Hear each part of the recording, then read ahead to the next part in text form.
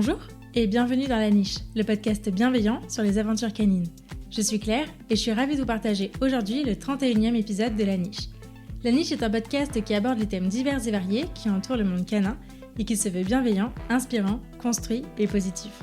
Toutes les 2 semaines, je vous partage mes conversations avec des personnes passionnées. Elles viennent raconter à mon micro les expériences et aventures qu'elles ont vécues avec leurs chiens, leurs réussites, leurs plus beaux moments, mais aussi leurs difficultés et les leçons qu'elles en ont tirées. Aujourd'hui, je suis ravie de partager ma conversation avec Théo Noguer. Théo est vétérinaire et fondateur de l'association Solivet. Dans cette discussion, il nous raconte son parcours avec Junkie et Sam et comment il a réalisé le rêve commun à beaucoup d'enfants, celui de devenir vétérinaire. De sa formation à sa spécialisation en comportement canin, en passant par la création d'une association solidaire qui vient en aide aux personnes dans le besoin qui ont des animaux, Théo nous partage son histoire, sa vision de ce métier et ses conseils pour choisir son vétérinaire. Alors que vous soyez déjà humain d'un chien ou que vous vous apprêtiez à le devenir, cet épisode est pour vous. Mais je ne vous en dis pas plus et je vous invite tout de suite à rejoindre ma conversation avec Théo. Bonjour Théo. Bonjour. Tu vas bien ? Bien et toi ? Ça va, merci. Merci beaucoup d'avoir accepté mon invitation. Je suis ravie de t'accueillir sur La Niche et ici. Merci.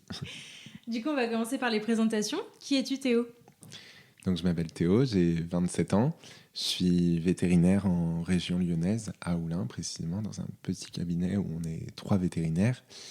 Dans ce cabinet, du coup, je reçois des animaux de compagnie, chiens, chats, lapins, cochons d'Inde, nouveaux animaux de compagnie, etc. Et je réalise quelques consultations de comportement. Ok. Et à côté de ça, je suis chef d'entreprise. J'ai monté une association il y a maintenant 2 ans qui s'appelle Solivet, dont l'objectif est d'accompagner des structures sociales dans la prise en charge des publics précaires accompagnés d'animaux de compagnie. Donc je travaille principalement sur des publics sans domicile fixe avec des chiens. Voilà, et je partage ma vie entre ces 2 activités professionnelles-là. Ok, mais c'est chouette, on va parler un peu plus longuement de tout ça. Tu as un chien, est-ce que tu peux nous le présenter ? Ouais, j'ai 2 chiens même en ce moment. Donc j'ai mon premier chien, s'appelle Junkie, c'est un labrador, il a un peu plus de 7 ans maintenant. C'est un ancien élève chien guide d'aveugle qui a été réformé, il n'a pas fini sa formation. Je l'ai depuis qu'il a 2 mois et voilà, il est super cool et puis je l'amène de partout avec moi, il me suit tout le temps. Donc voilà, c'est chouette. Et à côté de ça, j'ai Sam, un petit berger allemand qui fête ses 1 an aujourd'hui d'ailleurs, je crois. Oh. Ouais, qui est un petit chien un peu compliqué que j'ai récupéré auprès d'une personne sans domicile fixe que je suivais. On a fait beaucoup de rééducation depuis un petit moment. Et puis en ce moment, ça va un peu mieux. Donc voilà, je cherche à le placer. Ok, mais donc le message est passé. Du coup, je voulais revenir un peu sur ton expérience avec les chiens. Est-ce que toi, tu as toujours eu des chiens depuis que tu es tout petit ou pas du tout ? Comment ça s'est fait pour toi ? J'ai jamais eu de chien en étant petit. J'ai grandi entouré de pas mal d'animaux à la campagne. Donc on avait des chats, des oies, des canards, des lapins, des poules, etc. Que des animaux de compagnie qu'on ne mangeait pas. C'est un peu le fait d'être entouré d'animaux qui m'a donné envie d'être vétérinaire, mais pas spécialement les chiens. Les seules expériences que j'avais avec des chiens, c'était ma grand-mère qui avait des chiens qui n'étaient pas toujours très très sympas. Elle a notamment eu 2 teckels, dont un qui était clairement un peu mordeur. Donc voilà, pas des super expériences en étant petit avec les chiens, mais des très bonnes expériences avec les autres animaux. Et c'est un peu ça qui m'a convaincu à faire ce métier-là. Ouais. Et puis en fait, la passion des chiens est venue après, quand j'ai eu Junkie, qui était mon premier chien du coup, que j'ai eu en 2014, alors qu'il avait tout juste 2 mois. En élève chien guide, du coup, c'est ça, t'étais famille d'accueil ? C'est ça, en élève chien guide, je m'étais dit, en fait, c'est une chouette opportunité parce que du coup, ça me permettra d'avoir l'expérience de ce que c'est que de faire grandir un chien et d'élever un chien. Pour être vétérinaire, je trouve que c'est quand même pas mal de savoir un petit peu de quoi on parle. Ça me permettait aussi d'avoir une date en me disant, voilà, je l'aide pour 2 ans à peu près, et dans 2 ans, je le rends à son école, et si jamais je décide de partir faire le tour du monde ou autre, parce que du coup, j'étais encore étudiant à l'époque, je savais pas trop ce que ma vie allait donner à ce moment-là, ça me permettait aussi de me dire, voilà, pas trop de contraintes non plus, si ça se passe mal avec les chiens, comme c'était ma première expérience, je sais qu'il y a une date de fin. Et puis finalement, les choses en ont décidé autrement. Junkie a été réformé, on m'a proposé de le garder, ça se passait super bien, et donc j'ai pas hésité une seule seconde, j'ai dit bien sûr que je le garde, il est trop cool ce chien, et je pense que j'ai eu de la chance de tomber sur Junkie, qui était quand même un chien hyper sympa, hyper calme, et qui m'a pardonné beaucoup de petites erreurs éducatives, on va dire. Donc voilà, c'était chouette avant de m'attaquer à Sam, qui est clairement un plus gros chantier niveau éducation. Mais si je peux dire ça comme ça. Tu t'es fait accompagner pour l'éducation, que ce soit de Junkie ou de Sam? Alors, Junkie, un petit peu, du coup, il était élève chien guide. Ouais, donc tu avais quand même en support Ouais. l'association. Exactement, donc j'avais l'école de chien guide en support qui me disait un petit peu ce qu'il fallait qu'il apprenne, etc. Comment. Et puis après, j'étais aussi, du coup, j'étais étudiant, j'étais en résidence étudiante au sein de l'école vétérinaire à l'époque. Donc tout le monde avait des chiens, donc on s'aidait beaucoup. J'allais à une école du chiot avec Junkie.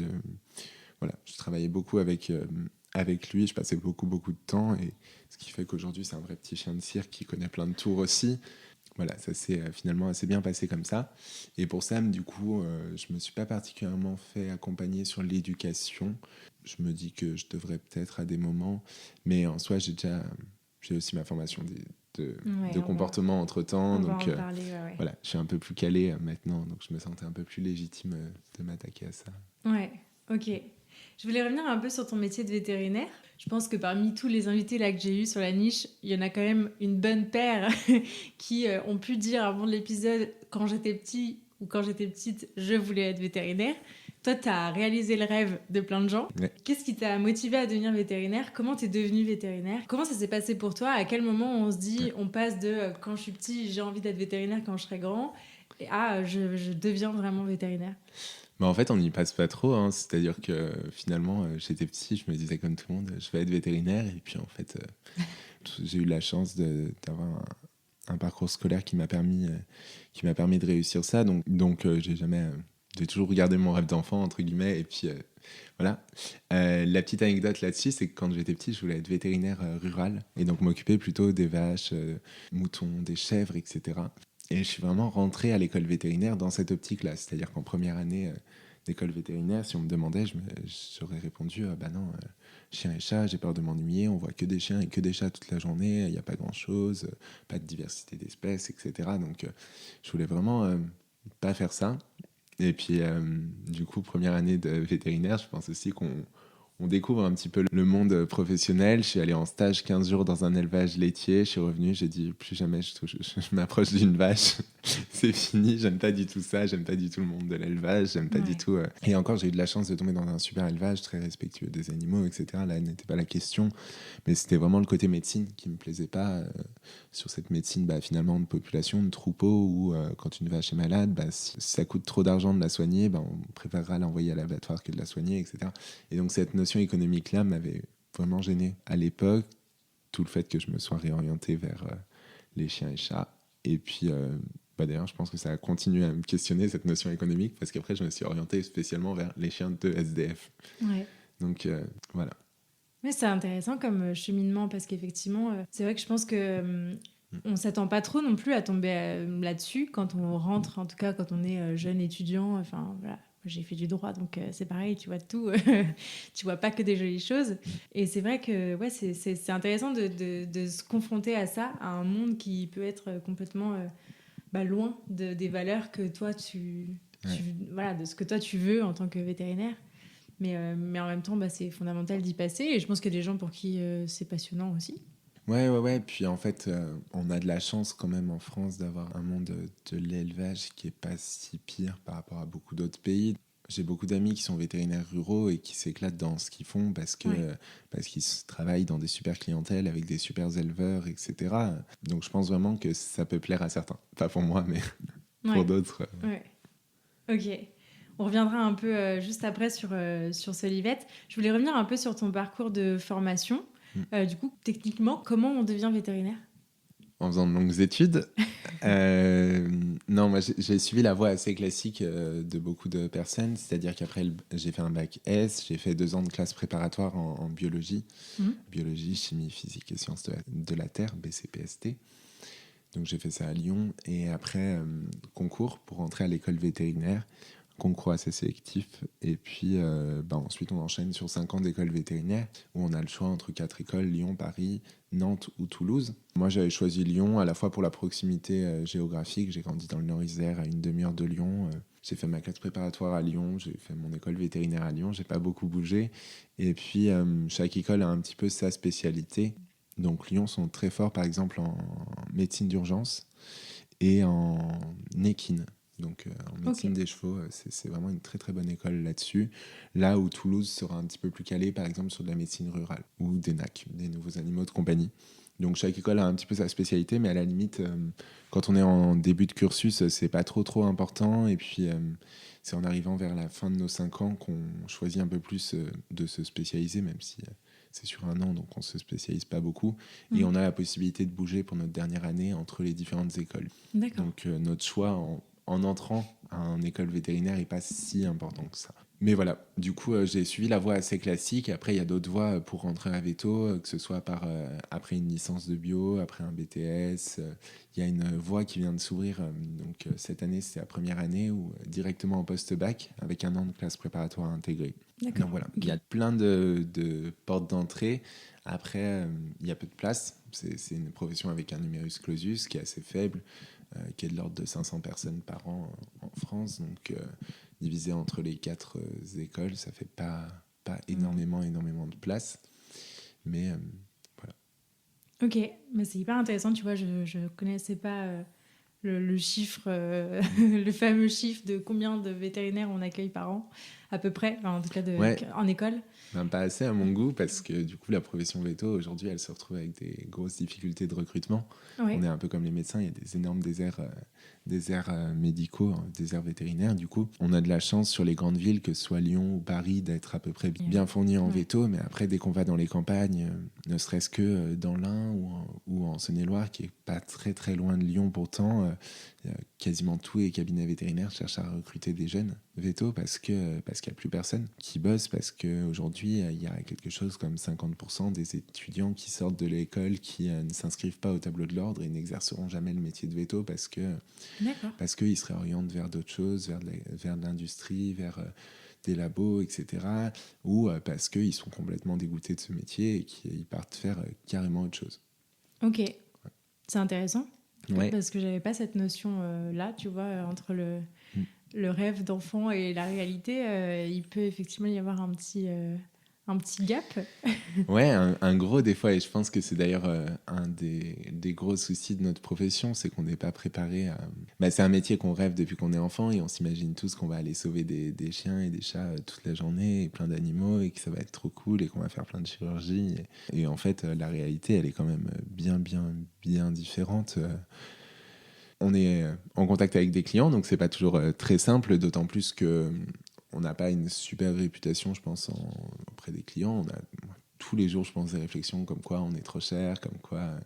voilà, et parce qu'en fait, les gens ne se rendent pas compte du prix du médical parce que en humaine, c'est remboursé. Donc, on ne se rend pas compte qu'une journée d'hospitalisation à l'hôpital, ça coûte plus de 1 000 € pour un humain et qu'en veto, on fait payer ça. Nous, pour un chat, par exemple, on fait payer 80 € la journée d'hospitalisation et ce qui n'est pas grand-chose.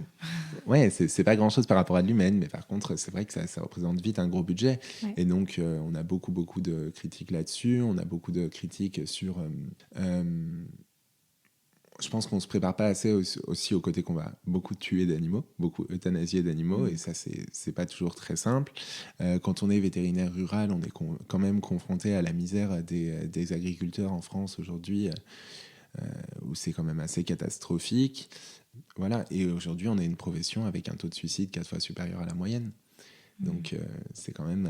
je pense qu'il y a un gros gap entre la réalité et ce qui était imaginé pour beaucoup, quoi. Ouais. Bon, je pense que quand même, il y a des trucs sympas dans ce métier-là. Bien sûr. Sinon, tu ne le ferais pas et tu ne serais pas là. Je voulais revenir un peu sur ta philosophie, toi, ta vision de ce métier-là. Pour toi, c'est quoi être vétérinaire aujourd'hui et pourquoi c'est important pour toi ? Non, c'est quand même un chouette métier. Moi, j'adore ce contact justement avec les propriétaires d'animaux. On est vraiment là en soutien pour eux et puis pour essayer de répondre au maximum de leurs questions sur leurs animaux et puis essayer toujours de trouver des solutions pour que l'animal aille bien, pour que l'animal ne ne souffre pas, etc. Donc ça, c'est quand même la chouette partie, d'autant plus que quand on y arrive, eh ben, les gens sont contents. Donc c'est chouette. Je pense qu'on est une profession quand même avec un gros côté humain qu'il faut pas oublier.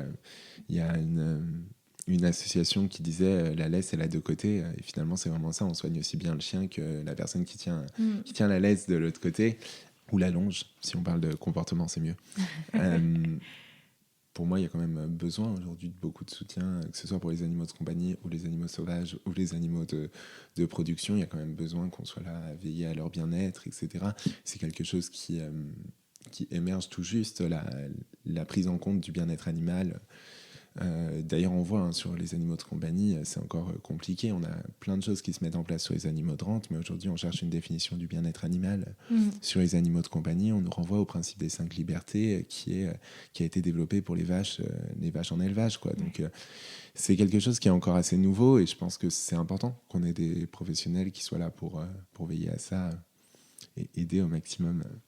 Ouais, c'est clair. Puis je pense que effectivement, le métier de vétérinaire est peut-être celui qui est en première ligne et le premier observateur de ce bien-être-là. Alors, effectivement, à tous les plans.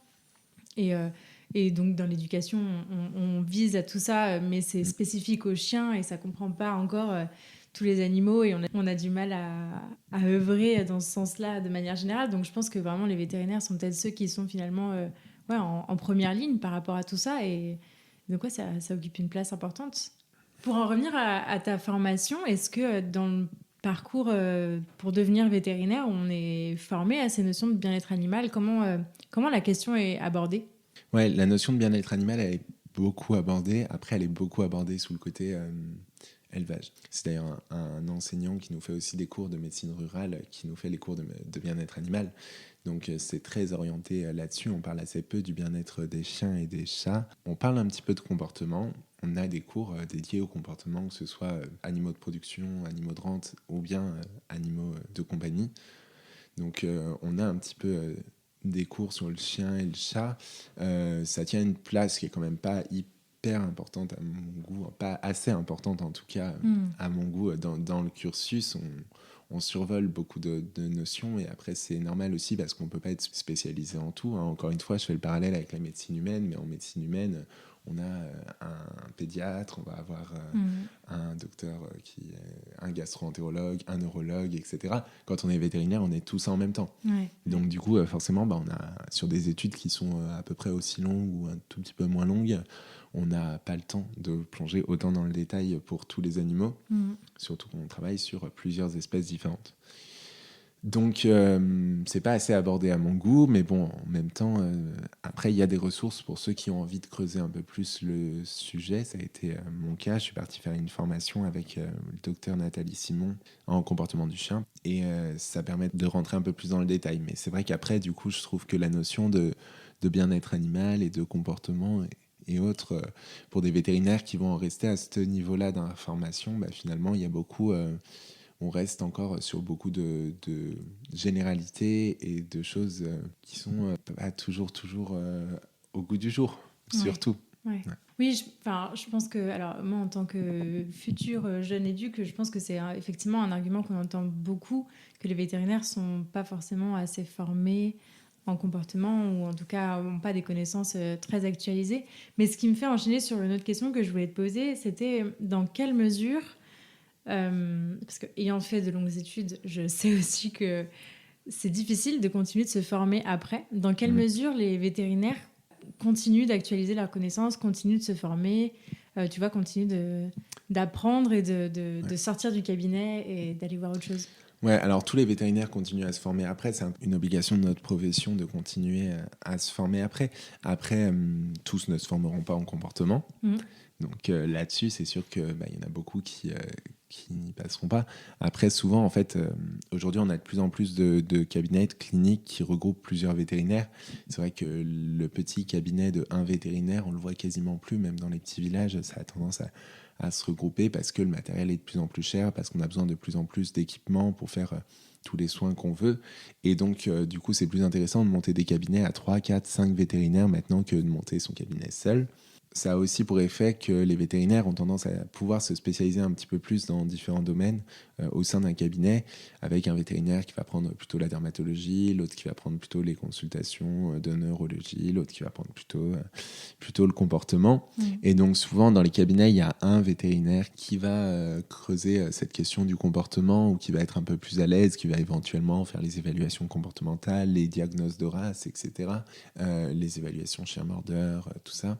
Ouais. Et puis, voilà, donc ça se fait quand même. Et puis, on reste, mine de rien, on reste avec une formation.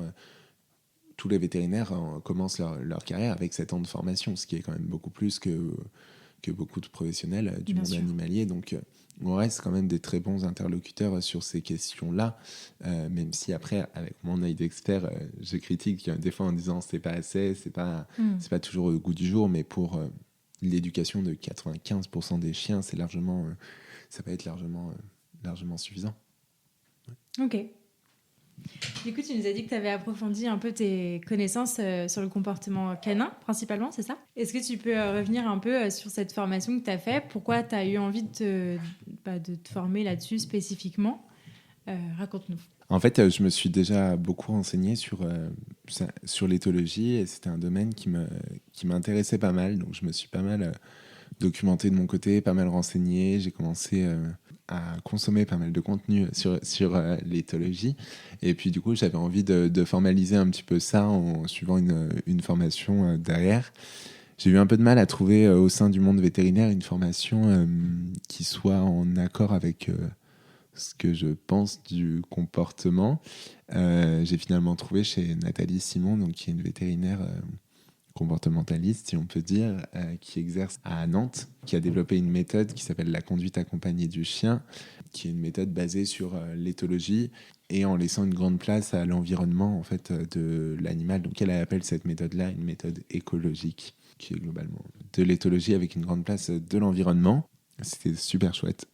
Comme formation, ça m'a beaucoup apporté de choses et depuis, je réalise des consultations de comportement au sein de ma clinique, que ce soit donc surtout sur des chiots en éducation et un petit peu sur des chiens en rééducation. Après, je suis encore jeune, entre guillemets, dans le milieu du comportement, donc les chiens très compliqués qui ont déjà vu 3 vétérinaires pour des soucis de comportement, j'en ai déjà eu et généralement, je les réfère vers des gens qui sont un peu plus spécialistes que moi parce que pour le coup, je peux pas non plus tout gérer et je connais un petit peu mes limites en comportement et cool. ça en est clairement une. Voilà, mais en tout cas sur des premiers soucis de comportement et sur de l'éducation classique, en tout cas, je gère pas mal de cas. Ça m'a été hyper utile à la fois pour mon cabinet et pour Solivette, dont on parlera juste après. Et depuis, je donne des cours aussi à une école d'assistants vétérinaires à Lyon qui s'appelle l'Institut Bonaparte. D'accord. Voilà, je donne des cours d'éthologie et de médecine du comportement. Ok, mais c'est trop cool, parfait. Ouais. Est-ce que tu travailles avec des éducateurs aussi pour t'accompagner? Parce que j'imagine que c'est aussi difficile d'accompagner véritablement sur le comportement. Enfin, on est vite limité, je pense, sur des grosses problématiques de rééducation. Ouais, je bosse pas mal avec des éducateurs parce que déjà, moi, je fais pas de consultation à domicile. Donc, du coup, quand les problèmes ont lieu au domicile, souvent, on peut en parler en consultation. On peut aller voir ce que ça donne en allant se promener dans la rue, voir dans la salle de consultation en amenant un autre chien, etc. Donc, on arrive à reproduire pas mal de situations. Mais il y a toute une partie du suivi que je gère moins. Et donc, souvent, l'idée, c'est de pouvoir travailler ensemble entre un vétérinaire, un éducateur, où nous, on fait des recommandations. Puis l'éducateur est là pour aider, accompagner au quotidien, plutôt sur la mise en place de tout ça. Donc, je bosse en éducateur canin sur Lyon. Je bosse pas mal avec Colline Namer de La Patte Tendue. Et puis, avec d'autres éducateurs d'ailleurs aussi. Mais c'est vrai qu'avec Colline, on travaille beaucoup à la fois sur ma clientèle du cabinet et enfin de la clinique et aussi sur les chiens de SDF que je peux suivre. Donc, c'est chouette. D'accord. Donc ça m'arrive assez souvent, mine de rien, de référer à un éducateur ou en tout cas de conseiller un éducateur en disant ça, c'est des soucis que vous allez plutôt gérer au quotidien, des petites choses que vous allez surtout gérer au quotidien. Et donc allez voir un éducateur, vous y gagnerez quand même plus qu'en étant suivi chez nous au cabinet. Ok. Oui, je pense que c'est complémentaire et c'est important aussi de savoir se renvoyer la balle, d'ailleurs, dans les deux sens, hein, donc c'est important. Avant qu'on passe à Solivette, je voulais revenir à la différence, ou pas, qui existe entre un vétérinaire et un vétérinaire comportementaliste. On en parlait un peu avant de commencer cette interview et je me suis dit que la question quand même méritait d'être posée. C'est quoi la différence entre les deux ? Eh ben, c'est la même chose que pour le comportementaliste animalier, on va dire. C'est un titre qui n'existe pas vraiment, en tout cas qui n'a pas de signification derrière en termes de diplôme, en termes de formation, en termes de compétences. N'importe quel vétérinaire aujourd'hui peut se revendiquer vétérinaire comportementaliste s'il le souhaite. Le seul titre qui existe officiellement, c'est le titre de spécialiste européen en comportement. Et donc ça, c'est des spécialisations très longues, ça dure 5 ans, en plus des 7 ans d'école classique. Pour être spécialisé en comportement, il y en a très très peu. En France, il y en a moins d'une dizaine de spécialistes européens. Et c'est beaucoup sur des approches zoopsychiatriques, donc un peu moins éthologiques, un peu plus sur des troubles du comportement, de l'hyperactivité, etc. Enfin, sur des grands syndromes de comportement. C'est des approches que j'aime un peu moins, mais qui ont aussi des choses intéressantes dans lesquelles il faut piocher. Mais du coup, c'est vrai que le vétérinaire comportementaliste, ça n'a pas de vraie signification. Ça veut tout et rien dire, quoi. Ça veut tout et rien dire. Voilà, c'est-à-dire que moi, aujourd'hui, avec ma formation de comportement, je pourrais marquer sur ma plaque vétérinaire comportementaliste si j'ai envie. Je ne l'ai pas fait, je ne le ferai pas parce que je trouve que ça n'a pas vraiment de sens et c'est un peu du marketing, quoi. Mais, Ok. Voilà. Ok, merci pour cette précision parce que c'était pas clair en tout cas. Ouais. Tu vois. Et dernier point que je voulais aborder avec toi sur ton métier de vétérinaire, c'est tout ce qui relève de l'usage de médicaments liés au comportement ou aux troubles du comportement qu'on peut observer. On a déjà pu en parler dans différents épisodes que des fois une aide médicamenteuse ou une aide chimique avait pu être nécessaire pour accompagner une rééducation. Est-ce que toi, c'est quelque chose que tu pratiques ? Est-ce que ça t'est déjà arrivé de mettre sous médicament un chien pour cette raison-là ? Comment tu le vois ? Ouais, c'est des choses que je pratique, évidemment. Effectivement, je vois ça comme une aide et pas comme une fin en soi. C'est-à-dire que le médicament ne règle jamais des soucis. Il est là pour aider le propriétaire à mieux supporter le temps de l'éducation, etc., à aider le chien à être mieux le temps de sa rééducation. Mais c'est pas le médicament qui va régler un problème. Moi, j'essaye d'en utiliser le moins possible. Aujourd'hui, dans le monde vétérinaire, on a un peu deux courants qui s'opposent, avec des vétérinaires plutôt sur une approche éthologique du comportement et des vétérinaires plutôt sur une approche psychiatrique, on va dire, du comportement. Pour caricaturer un petit peu, même si c'est évidemment pas tout blanc ou tout noir, les vétérinaires éthologues vont être beaucoup sur la correction du milieu, etc. Et dire que, il n'y a pas de chiens qui naissent avec des troubles, et c'est beaucoup des problématiques d'apprentissage ou bien de génétique ou bien liées à l'humain et puis liées aux conditions qu'on impose à nos chiens de compagnie qui créent des problèmes de comportement, là où les approches psychiatriques vont dire finalement il y a des chiens qui naissent avec des syndromes bipolaires, il y a des chiens qui naissent avec des syndromes d'hyperactivité, il y a des chiens qui naissent avec des syndromes d'hyperattachement, etc. et qui classent un petit peu ces chiens selon des grands syndromes comme ça. C'est une approche que j'aime un peu moins parce que ça a tendance à déresponsabiliser beaucoup les propriétaires. Typiquement, j'ai déjà vu des chiens, des border collies en appartement à Lyon qui étaient classés dans la catégorie des chiens hyperactifs, hypersensibles, hyperactifs, et donc qui détruisaient tout dans l'appartement parce que c'était des chiens hyperactifs. Les fameux HSHA. Voilà, exactement, mais sans remettre en question finalement le fait qu'on impose à un border collie de vivre en appartement alors que c'est des chiens qui d'habitude courent 10 heures par jour derrière des moutons dans la montagne, quoi. Donc voilà, il y a un peu ces deux courants-là, et c'est vrai que le courant des zoopsychiatres a tendance à aller un peu plus vite vers de la médicalisation que les éthologues. Je sais que des vétérinaires zoopsy, s'ils m'écoutent, pourront critiquer ce que je dis. C'est une grosse caricature, simplement pour me faire comprendre, mais c'est évidemment un petit peu plus subtil que ça. Après, je dis pas que j'ai jamais utilisé de la médicalisation, au contraire. J'ai déjà Sam, mon deuxième chien, il a passé plus de 4 mois sous Prozac, sous fluoxétine, parce qu'il était hyper anxieux et que globalement, sans médicaments, il pouvait pas vivre. En tout cas, c'était pas un plaisir pour lui de vivre. Quand je l'ai eu, les premières promenades qu'il faisait, il était tremblant toute la promenade, même si on croisait personne, même si on faisait toujours le même chemin de promenade, il était pas bien toute la promenade, et puis il faisait pas ses besoins tellement il était stressé, etc. Et dès qu'on rentrait chez moi, dans le hall d'entrée. Là, il se déchargeait, il faisait pipi, il faisait caca dès le hall d'entrée parce que il était enfin soulagé d'être rentré à la maison et d'avoir fini ce calvaire qui était la promenade.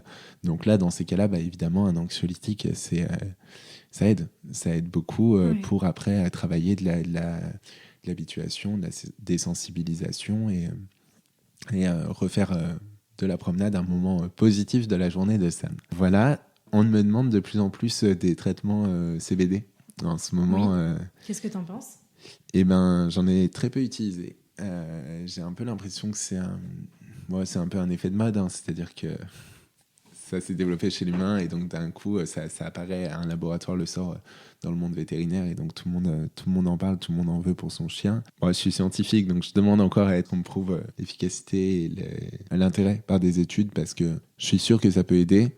Maintenant, j'ai du mal à voir les applications, moi concrètement en clinique, sur quel cas je peux en mettre ou pas. Donc du coup, j'ai tendance à assez peu en utiliser.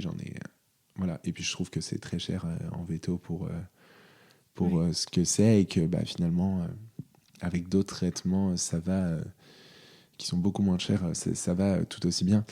Pour faire un petit comparatif, du coup, le CBD aujourd'hui, les flacons qui sont vendus, c'est autour de 70 € dans le monde vétérinaire.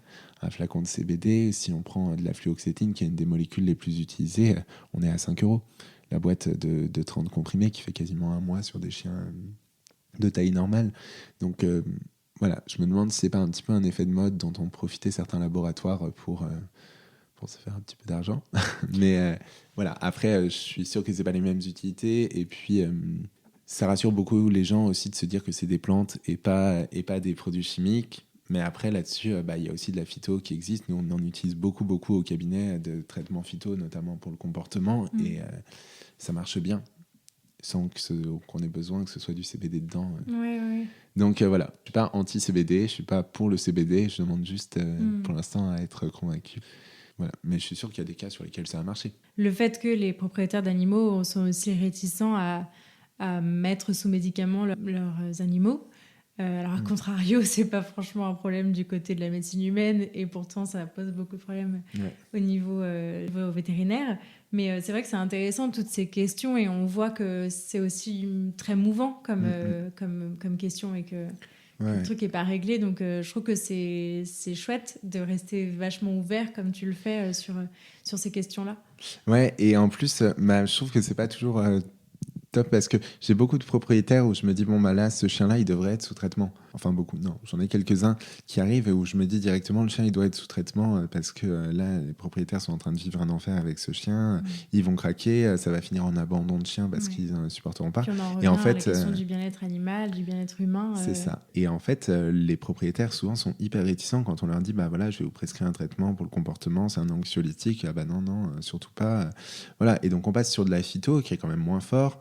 Donc on passe pendant un mois où ça va à peu près mieux, mais en même temps c'est pas génial, etc. Puis les propriétaires convaincus de l'intérêt passent enfin sous traitement. Et je me dis finalement il y a beaucoup de propriétaires aussi, si vous acceptez d'écouter leur vétérinaire aussi sur des questions de comportement, ils seraient sous traitement 15 jours le chien ou un mois, voilà, directement. Et puis après on n'en parlerait plus, il aurait plus de traitement, ça serait réglé. Et puis voilà. Et en fait, en passant aussi par des étapes avec des médicaments un peu moins forts, on perd quand même un peu de temps dans les traitements. Et donc souvent les animaux sont traités plus longtemps. Ce qui n'est pas forcément...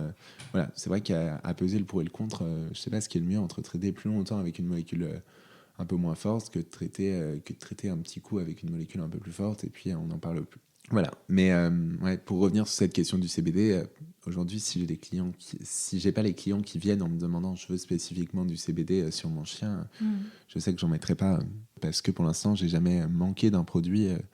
Voilà, donc j'ai d'autres alternatives, que ce soit en phyto, que ce soit en traitement un peu plus chimique pour régler ces problèmes de comportement. Lorsqu'il y a besoin de médicalisation, encore une fois, ça reste assez rare. 90% des cas sont réglés, 95% des cas sont réglés sans traitement, simplement en corrigeant l'environnement, en corrigeant le budget temps du chien, etc. Ok.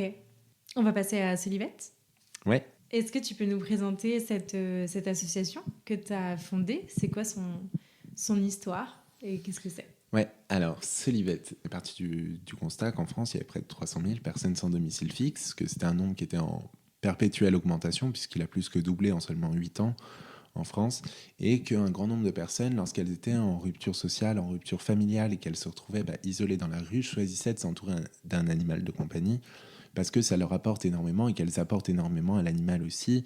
C'est un réconfort émotionnel, ça tient chaud, ça protège, ça rassure, ça permet de recréer du lien, que ce soit social ou des fois familial, on pourra en reparler aussi. Mais voilà, l'animal apporte énormément de choses aux personnes à la rue, et d'un autre côté, devient aussi un petit peu cette encre, ce poids qui les ancre à la rue, parce qu'aujourd'hui, il y a très peu de structures sociales derrière, que ce soit des accueils de jour, des centres d'hébergement, des bailleurs sociaux, qui acceptent de les recevoir accompagnés de leurs animaux. Donc l'animal leur apporte énormément à la rue, mais en même temps les empêche de rentrer dans les parcours de réinsertion. Et c'est un peu sur ce constat-là qu'on est parti. On s'est dit comment nous, professionnels du monde animalier, on peut les aider, les accompagner pour faire en sorte que cet animal soit plus uniquement vu comme un frein à la réinsertion, mais vraiment qu'il devienne un atout du vivre ensemble, un atout de la réinsertion sociale. Et donc on a monté Solivette, qui est une association, loi 1901, reconnue d'intérêt général, dont l'objectif est d'accompagner des structures sociales, donc que ce soit accueil de jour, bailleurs sociaux, centres d'hébergement, etc., dans la prise en charge des publics précaires accompagnés d'animaux de compagnie.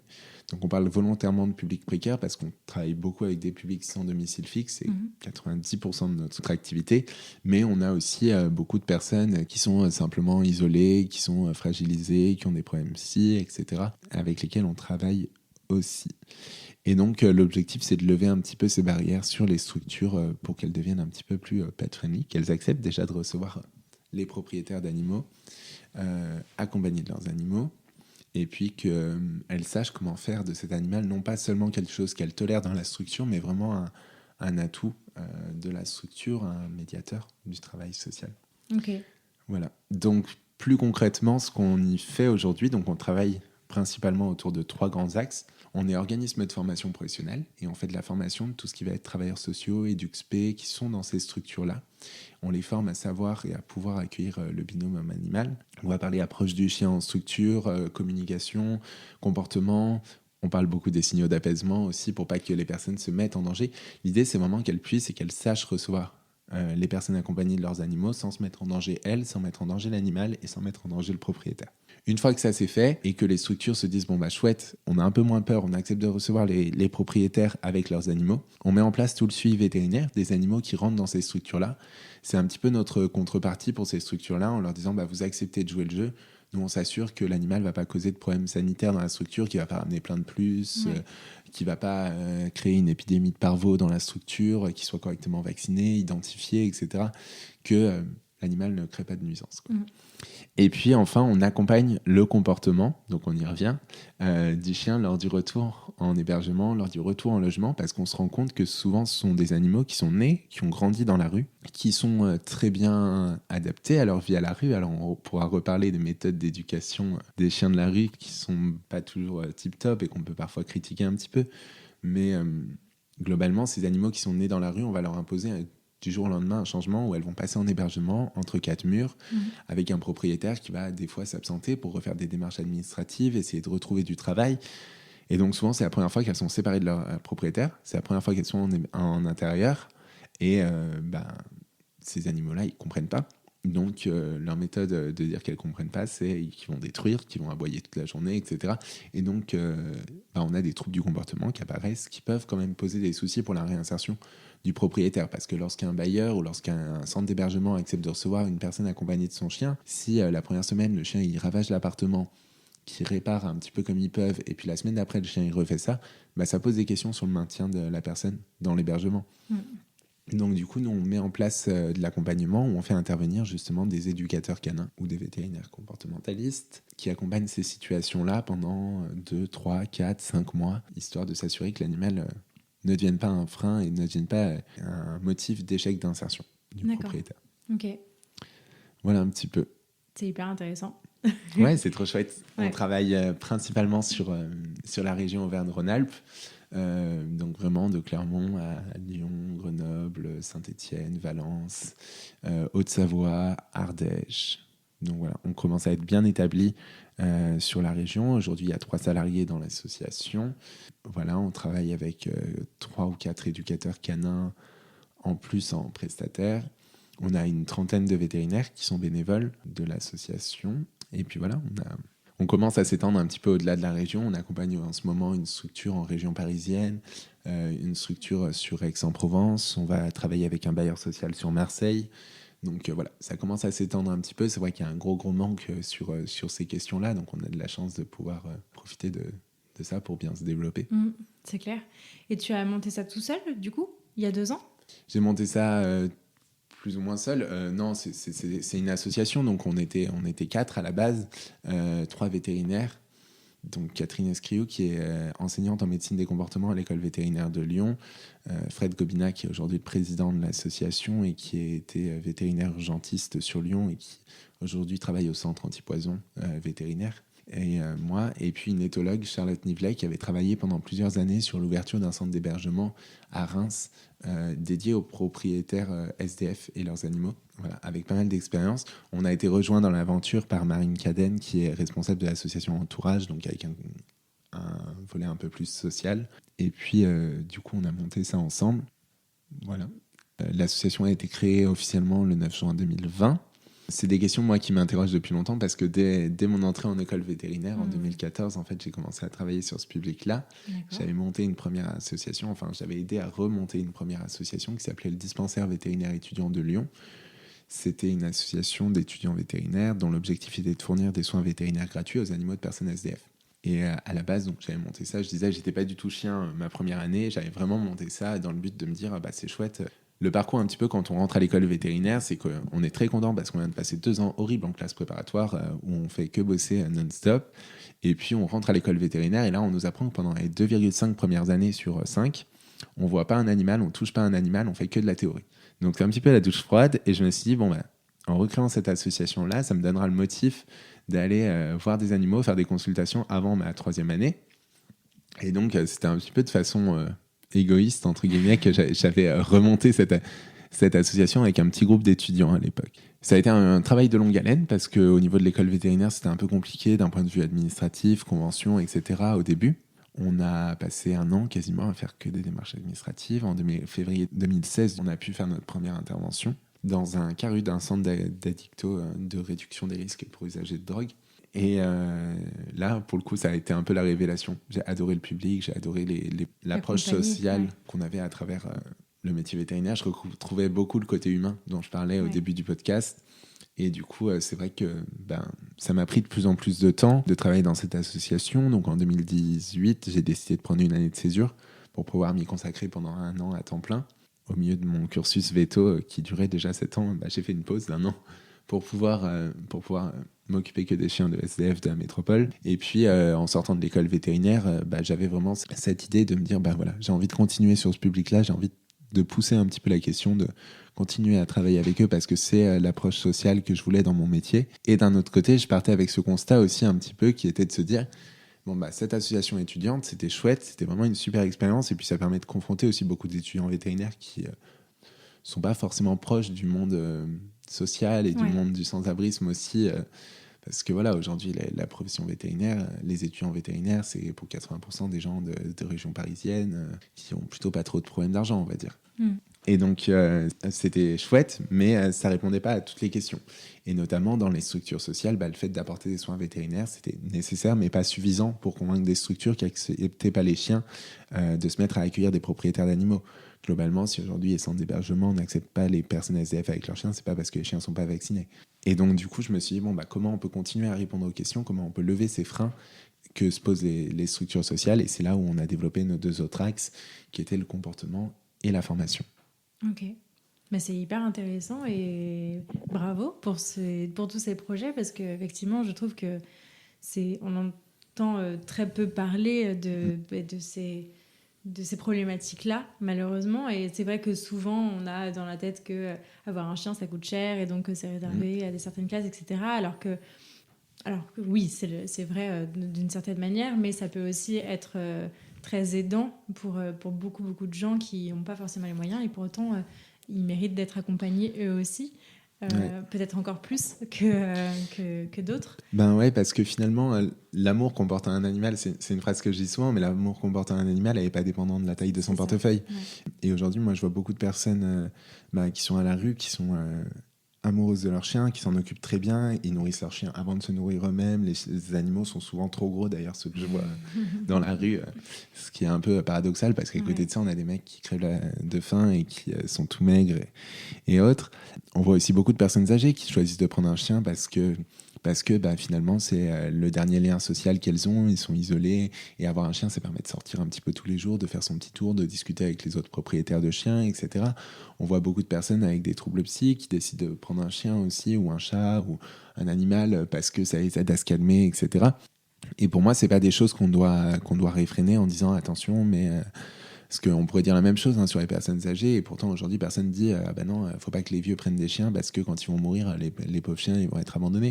En fait, c'est des choses qu'on doit accompagner, et on doit trouver des solutions pour accompagner ça. Mais au contraire, je trouve que la présence animale, elle a des vertus qui peuvent être formidables sur ces publics-là, et donc justement, l'idée, c'est de voir comment on peut profiter de ces vertus-là en apportant des solutions pour pas, justement, qu'on se retrouve avec des chiens abandonnés à la fin, pour pas qu'on se retrouve avec des personnes complètement dépassées, et pour pas qu'on se retrouve avec des populations de chiens énormes dans les rues de Lyon parce que derrière, aucun centre d'hébergement accepte de les recevoir.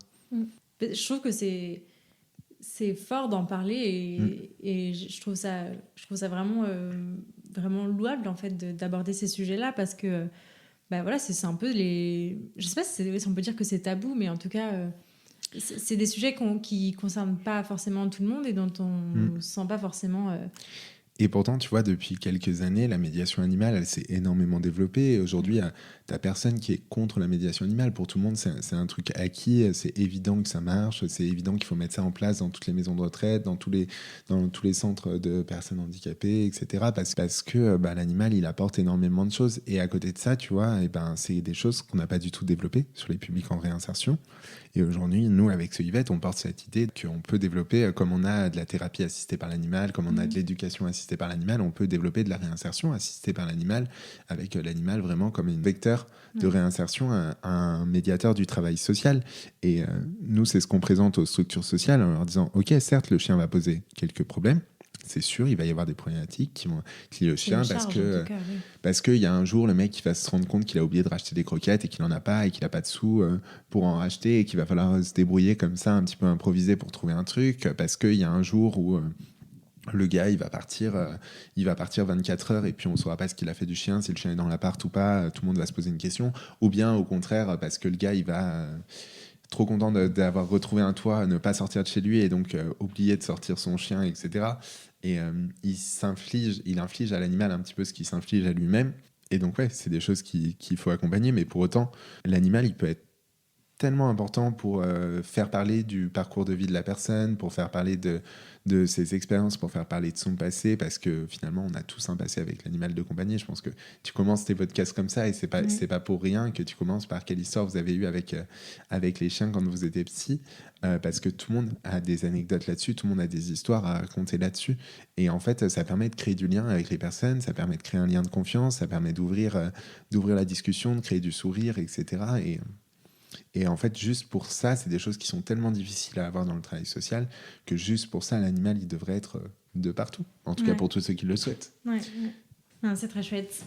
On va passer à la partie conseil, si tu veux bien. Alors, j'aimerais bien poser quand même une question qui concerne Solivette. Admettons, peut-être une structure sociale nous écouterait ce podcast, ou quelqu'un qui se sentirait en tout cas concerné par ce projet-là. Comment il peut envisager de travailler avec Solivette? Comment il peut vous contacter d'ailleurs? Il peut nous contacter donc soit directement sur le site internet solivette.org, soit par page Facebook, soit par mail. Voilà, mais peut nous contacter directement. On discute avec eux généralement de où est-ce qu'ils en sont du projet, de si c'est déjà en place, comment c'est fait. Et puis à partir de là, on voit un petit peu comment on peut les accompagner. L'idée, c'est de se dire que nous, à Solivette, on ne vend pas une offre sur le catalogue, on ne vend pas quelque chose de tout prêt. L'idée, c'est vraiment de s'adapter aux structures sociales, parce que dans les structures qu'on accompagne, on a des structures qui accueillent des propriétaires d'animaux depuis 10 ans, et puis on en a qui n'en accueillent pas encore, et se posent la question et se demandent comment, dans leur configuration, avec extérieur, sans extérieur, avec des chambres seules ou des chambres à plusieurs, etc., comment on peut imaginer finalement accueillir ces propriétaires. Et ça, c'est aussi des choses qu'on travaille avec les structures, que ce soit une structure qui soit un petit peu attirante aussi pour les propriétaires, parce qu'aujourd'hui, il y a beaucoup de structures si on se met à accueillir le chien, mais que le chien il dort dans le fond du jardin, dans un chenil, et que le chenil c'est juste une vieille cage toute vide, voilà, il y a beaucoup de personnes qui vont pas les utiliser, ou bien ne pas se rendre vers cette structure-là, et donc on va se dire, finalement, on voit plein de gens à la rue avec des chiens, mais on a très peu de demandes pour rentrer en structure de ces personnes-là. Donc voilà. Donc l'idée, c'est de s'adapter vraiment, donc nous contacter, et puis on fait un truc sur mesure un petit peu pour les structures. Et encore une fois, Solivette est une association, donc vous ne vendez pas une prestation comme ça, j'imagine. Alors comment se passe le modèle économique de cette association ? Ouais. Alors on est effectivement association, donc on a une partie de subvention qui nous permet d'avoir des prix très très bas sur beaucoup d'activités. On fait notamment tous les soins vétérinaires totalement gratuitement, que ce soit pour les personnes ou pour les structures sociales. Sur la partie formation, on est organisme de formation professionnelle. On dispose de l'agrément Calliope, donc nos formations sont prises en charge par les OPCO. Donc ça rentre directement dans les plans de formation des structures, et puis elles n'ont pas à débourser un seul centime, et c'est financé. Et sur les accompagnements comportementaux, là, c'est vrai qu'on facture aux structures sociales. On leur dit toujours que finalement, faire venir un éducateur canin 4-5 fois, ça leur coûtera toujours moins cher que d'avoir à refaire l'appartement parce que le chien a bouffé les plaintes, parce que le chien a mangé un mur, parce que le chien a gratté le sol, etc. Et donc on est vraiment sur des gammes de prix qui sont de l'ordre de quelques centaines d'euros, qui sont accessibles pour des structures sociales, ou en tout cas qu'on essaye de rendre le plus accessible pour des structures sociales, parce que ça rentre dans l'accompagnement du propriétaire. Il faut vraiment voir ça comme faisant partie intégrante de son accompagnement. Ok.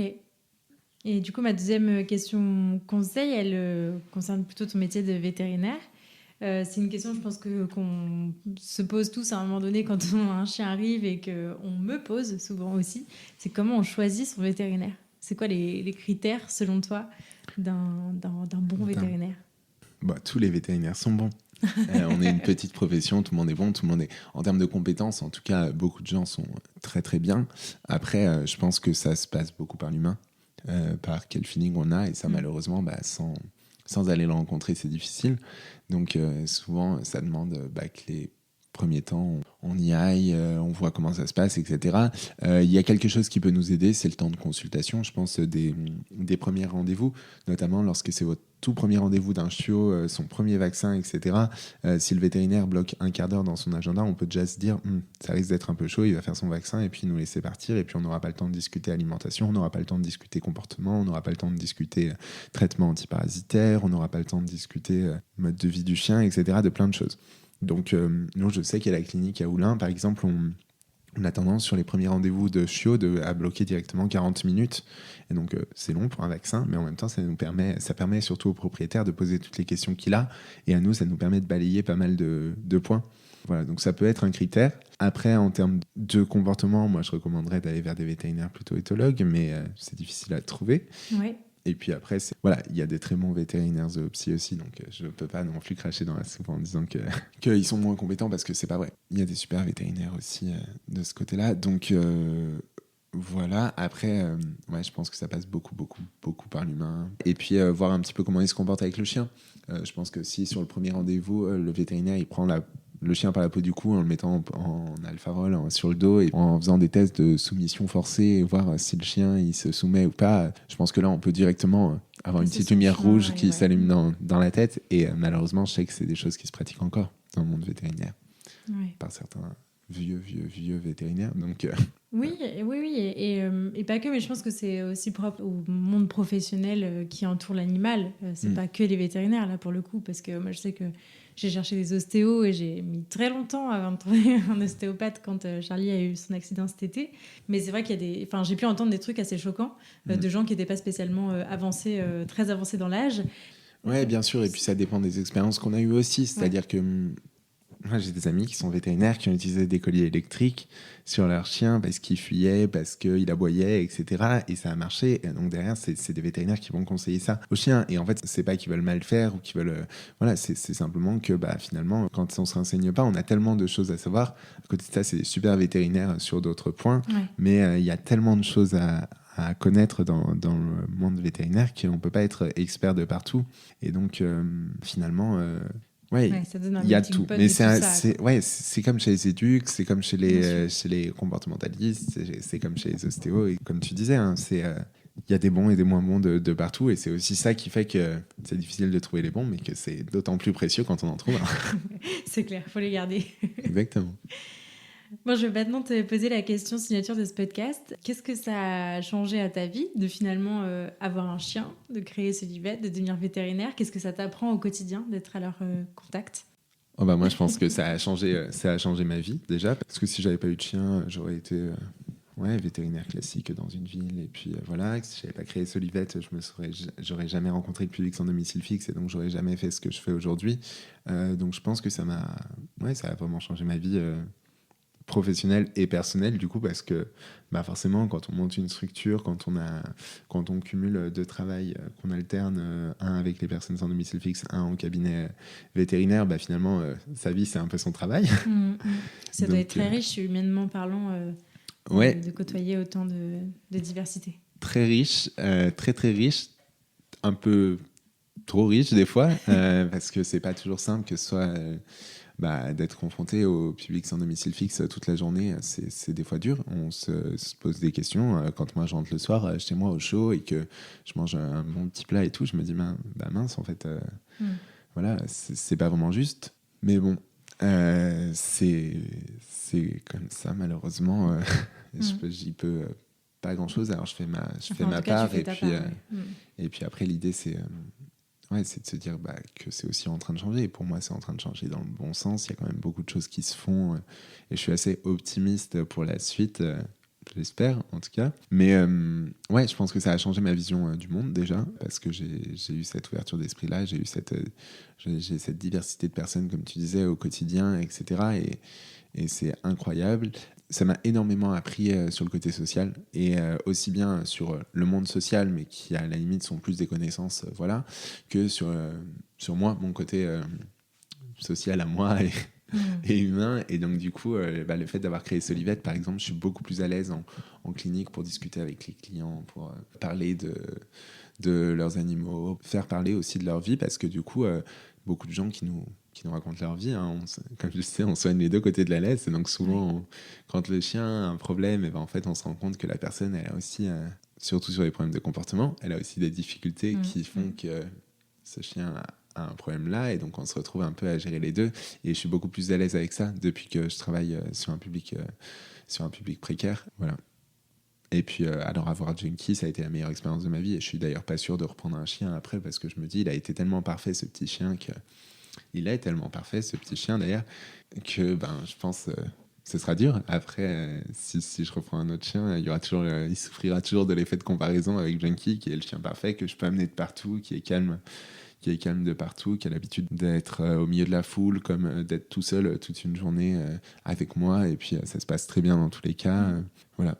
Et au moment où on se parle, il est gentiment couché juste à côté de moi. Ah oui, ça y est, j'ai réveillé la bête. Pardon le loup. Bon, c'est chouette. Est-ce qu'il y a des ressources que tu aimerais partager à nos auditeurs? Ouais, 2 livres qui ont peut-être déjà été cités dans le podcast parce qu'ils sont pas très originaux. Le comportement de mon chien, de Charlotte Duranton, et Les signaux d'apaisement, Thierry Drugas, qui sont pour moi la base du comportement. Je trouve qu'ils sont hyper pertinents, hyper bien. Après, il y a plein de ressources. En fait, l'idée, c'est vraiment de multiplier les sources d'informations, même celles qui nous semblent pas très fiables et pas très justes, avec lesquelles on n'est pas forcément en accord, parce qu'en fait, je suis vraiment persuadé qu'il y a des choses bonnes de tous les côtés et des choses à apprendre de tous les côtés. Donc voilà, je dirais à ceux qui ont envie d'aller plus loin, surtout de creuser le maximum d'informations rester qui ouvert. peuvent. Ouais. Ok. Où est-ce qu'on redirige les auditeurs qui souhaiteraient suivre ton travail? Sur le site internet solivette.org, ou bien sur nos réseaux sociaux, donc Solivette sur Facebook, Instagram, Twitter, on est très peu actifs, mais Facebook et Instagram principalement, et LinkedIn. Voilà. Ok, ça marche. Merci beaucoup Théo pour cette discussion passionnante. Merci à toi. Merci, salut. Salut. Merci beaucoup de vous être rejoint à ma conversation avec Théo et de l'avoir écouté jusqu'au bout. J'espère que ce nouvel épisode vous a plu, et si c'est le cas, je vous invite à en parler autour de vous et à le partager sur les réseaux sociaux en nous taguant @solivette_fr et @lanicheaventure. Si vous souhaitez soutenir ce projet, vous pouvez aussi me laisser une note et un commentaire sur la plateforme que vous utilisez pour m'écouter. Ça aide beaucoup le podcast à se développer. Pour enrichir votre écoute, n'hésitez pas à visiter mon site laniche-aventure.fr. Enfin, n'hésitez pas à nous rejoindre sur Instagram pour suivre nos aventures et ne rien rater des prochains épisodes. Ils arrivent très vite. D'ici là, prenez soin d'eux, prenez soin de vous et je vous dis à la prochaine!